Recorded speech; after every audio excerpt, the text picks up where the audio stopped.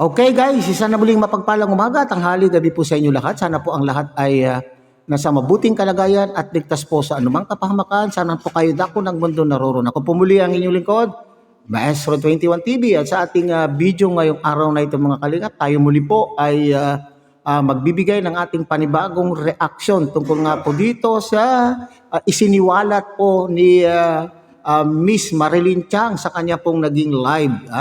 So ito po yung content, yung content po ang ating bibigyan po ng pansin o bibigyan po natin ng opinion. So hindi tayo dito nakikipag rebat kay Marilyn Chang mga kaibigan, kundi yung magbibigay lang po tayo ng opinion, punto, dito po sa kanya pong isiniwalat na di umano ay magsasampa na po ng kaso. Magsasampa po ng kaso ang kampo po ni Rhea at mayroon na po, nakaproseso na daw po. Nakaproseso na daw po ang kanya pong abogado na siyang magtatanggol po kay Rhea. Okay? So yan po yung ating pinakapaksa ngayong araw na ito mga kalinga. Pero bago po yan, tayo muna po ay magbibigay po guys sa ama at founder po ng Kalingap, Kuya Bal Santos Matubang. At tangkilikin po natin Ate Edna Vlog, Kalingap Rob. At kung bagong silip lang po kayo, bagong dating lang po kayo sa ating munting channel, sana po ay inyo rin pong tangkilikin sa pamamagitan po ng pagbibigay niyo po ng like, share, and subscribe. At tuloy, pindutin na rin po ang notification bell. At nang sa ganon, tayo pa rin po ay magkita-kita at magsama-sama sa susunod po pong mga reaction videos na ating gagawin. Likewise, may galog shoutout sa ating mga kasamaan po dyan sa Karepa, Kalingap Reactor Partner, sa pamumuno po yan siyempre ng ating magiting na Presidente Javier De Leon aka Virador. At wag din po nating kakaligtaan na suportahan, tangkilikin ang ating mga Kalingap Partners, Kalingap Charity Vloggers, lalo na po yung ating mga Kalingap Charity Vloggers na nariyan sa iba't ibang Kalingap landing pad na mayroon po tayo sa ating bansa. Okay? So sa ating pong pagpapatuloy mga kalingap ay sabay-sabay po muna natin na panuorin ang isang maikling video clip na galing po sa naging live po ni Marilyn Chang. At ito nga po yung bahagi kung saan sinasabi po niya nakaproseso na daw po ang abogado po ni Rhea na siyang magtatanggol po sa kanya kung sakali magsasampa, hindi sakali kundi kung magsasampa ng kaso laban po laban po sa kay Kuya Bal at sa mga taong nambalahura. Sino itong mga taong ito mga kalingap? So panoorin po natin mga kalingap. Okay, ako na magsalita ha. Sorry highlights. Kanina po sa banta-banta ni Bal Santos Matubang na ipabarangay niya si Rhea Mix Vlog. Hindi mo ba alam, Bal Santos Matubang, nakaproseso na po ang attorney ni Rhea dito patungkol sa inyo? Ako na mag-reveal. Huli na kayo sa pagbabanta mo, Bal, dito kay Rhea. Para bigyan mo ng taning ang batang ito magsalita, aminin ang kasalanan na meron na gusto nyo ipapaamin para magustuhan at ito mai-enjoy ninyo na kayo untouchable, mga putang ina ninyo.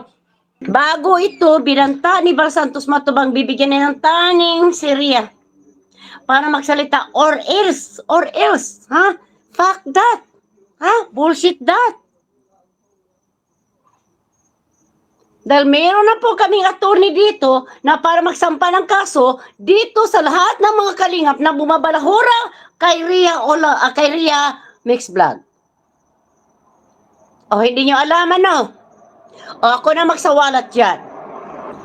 Tignan natin ang tapang ninyo mga punyeta kayo.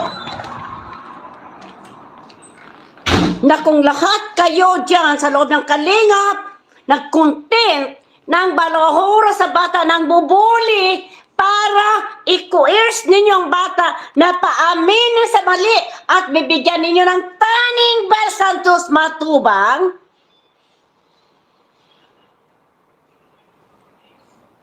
hindi kami papayag.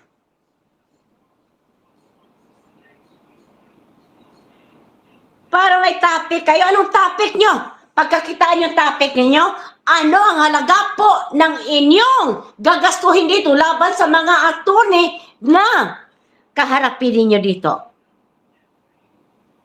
Worth it ba? Worth it ba?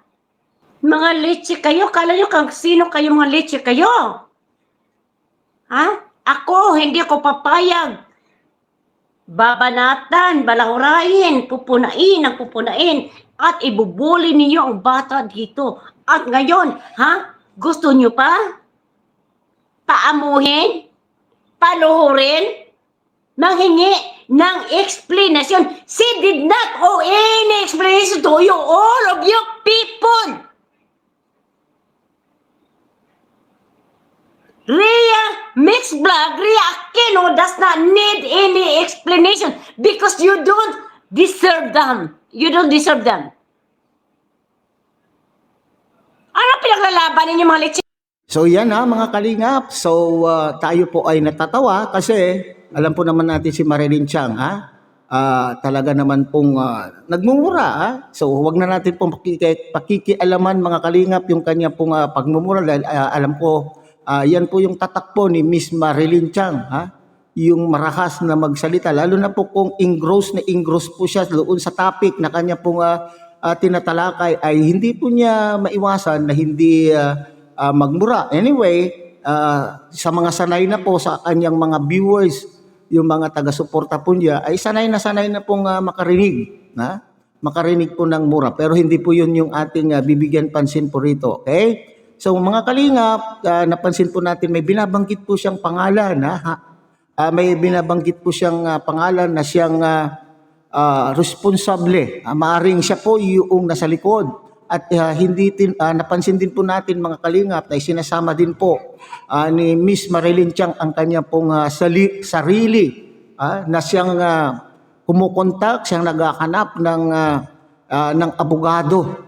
So ibig sabihin, ang mga sponsor, may mga sponsor na po itong si Rhea kung sa abogado ang pinag-uusapan. Kung abogado po ang pag-uusapan, para bagang sinasabi po dito ni Miss Marilyn Tiang na sila po yung nasa likod. Sila po yung mga sponsor na responsable doon sa pagkakaroon ng abogado. Okay? So, nararapat ba o kinakailangan bang umabot sa ganitong punto ang kasong ito mga kalingap o magkakasuhan na po? Dapat po bang makarating sa punto ng kasuhan na? Okay, so sa ating pong palagay, sa ating pong opinion mga kalingap ay karapatan po yan. Karapatan po yan ni Rhea na siya po ay magsampa ng kaso kung sa kanya pong pakiramdam, kung ang feeling po niya ay siya po ay nabalahura, ay inapakan ng kanya pong pagkatao, karapatan po niya yung sumagot naman. Karapatan din po niyang ipagtanggol ang kanya pong sarili, mga kalingap. So batas na po ang magdidesisyon po yan kung sino po yung may sala sa mga taong sinasabi. Alam nyo, totoo naman kasi mga kalingap na talagang sobra-sobra naman po yung pambabalahura, yuyurak sa pagkatao po ng pamilya. Kung inyo pong matatandaan ay meron pang mga issue, ay may mga nagko-komento pa, mga taga-suporta, mga viewers na sinasabing RIP, RIP po doon sa pamilya. So medyo sumobra, kasama na po diyan yung mga ibang kasamahan po nating reactor na nag-content po tungkol po dito at medyo yata lumampas po doon sa boundary. So kung inaakala po dito ni Rhea mga kalingap na siya po ay nayurakan ng kanyang pagkatao, karapatan din po niya yan na siya po ay ipagtanggol po niya yung kanyang sarili sa pamamagitan po ng pagsasampa po ng kaso. Okay? So papaano na yan mga kalingap? Ano ang magiging epekto ito po sa kanyang kapatid na itong si Joy Diwata at kay Nanay Imelda. So sana lang, sana lang ay bago makaabot po sa ganitong punto mga kalingap ay pag-isipan po din niya.